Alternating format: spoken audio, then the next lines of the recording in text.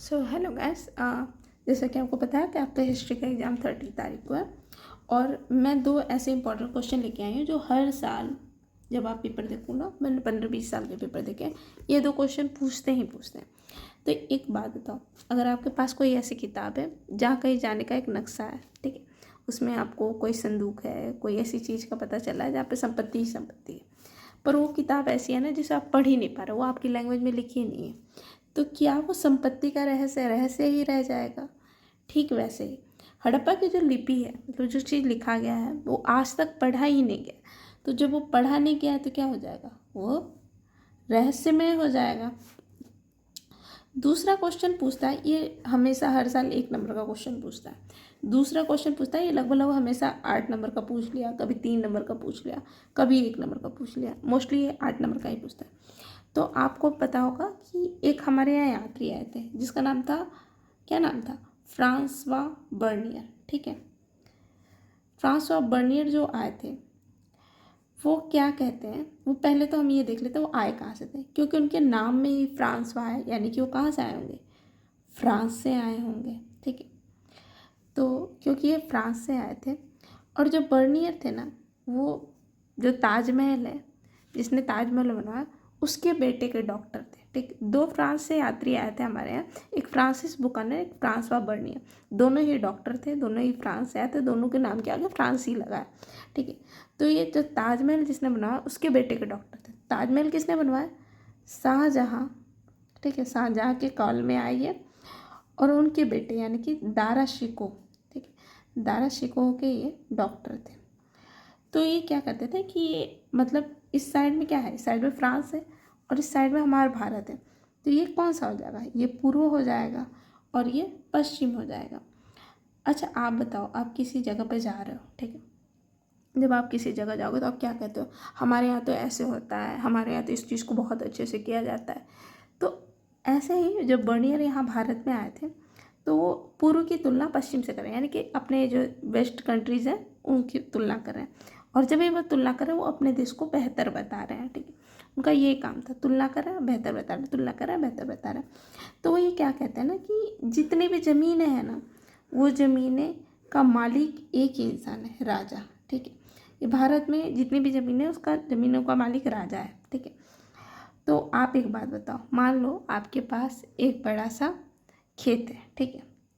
उस खेत में अगर कोई जानवर मर जाता है और वो खेत आपका ही है, हालांकि उसमें खेती नहीं हो रही है ना अभी ज़रूरत है उसको करने की, 2-3 महीने बाद ही करना है, तो क्या आप उस जानवर को हटाओगे?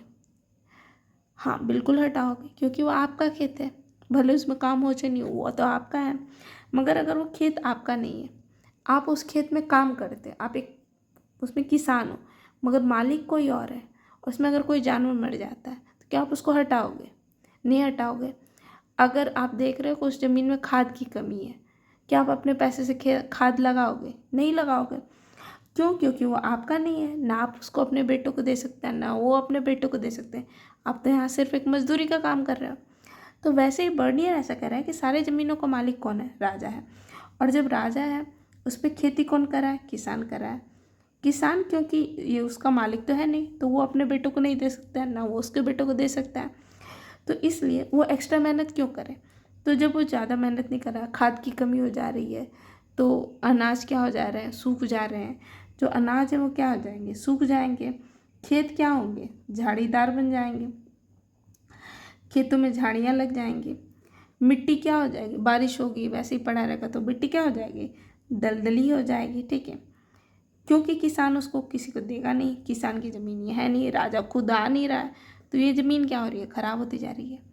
इन सब चीज़ों की वजह से कोई जानवर मरा है तो वह वैसे ही पड़ा है। इन सब चीज़ों की वजह से शहर की जो हवा है क्या हो जा रहा है? प्रदूषित हो जा रही है। और ये सब चीज़ें हो रही हैं तो किसान क्या, क्योंकि सब कुछ ये चल रहा है, अनाज भी कम हो रहा है, तो अनाज जब वो खेती करेगा तो कुछ हिस्सा राजा को जाएगा, कुछ अपने पास रहेगा, तो किसान भी तो धीरे धीरे गरीब हो रहा है। तो किसान भी गरीब हो रहा है, पैसा भी कम आ रहा है, जो शहर वो भी बिगड़ता जा रहा है। तो इस वजह से जो फ्रांसवा बर्नियर है ना, उसने क्या कहा था कि जो राजा है वहाँ का, वो भिखारियों का राजा है। ये क्वेश्चन पूछता है 1 नंबर में कि भिखारियों का राजा किसने कहा है? तो ये फ्रांसवा बर्नियर ने कहा है कि ये भिखारियों का राजा। दूसरा क्वेश्चन ये पूछता है कि पूर्व पश्चिम की तुलना किसने की है, तो फ्रांसवा बर्नियर ने की है। किसने कहा है कि खेत झाड़ीदार हो जाते हैं, फ्रांसवा बर्नियर ने कहा। पर क्या ये बातें सच थी? देखो उस समय जब आया था तो इस समय शाहजहाँ का काल था, यानी कि मुगल साम्राज्य का काल चला था। मुगल साम्राज्य में एक किताब लिखी गई थी अकबर के टाइम में, ठीक है। क्या लिखी गई थी? आईने अकबरी। किसने लिखा था? अबुल फजल ने लिखा था। तो आईने अकबरी में कहा गया है कि ये सारी ज़मीनों का मालिक राजा नहीं है, कुछ ज़मीनों का मालिक राजा है, बाकी जो ज़मीनें हैं ना वो किसानों की ही है। पर क्योंकि इनको नीचा ही दिखाना था तो उन्होंने इसी तरीके से तैयार किया।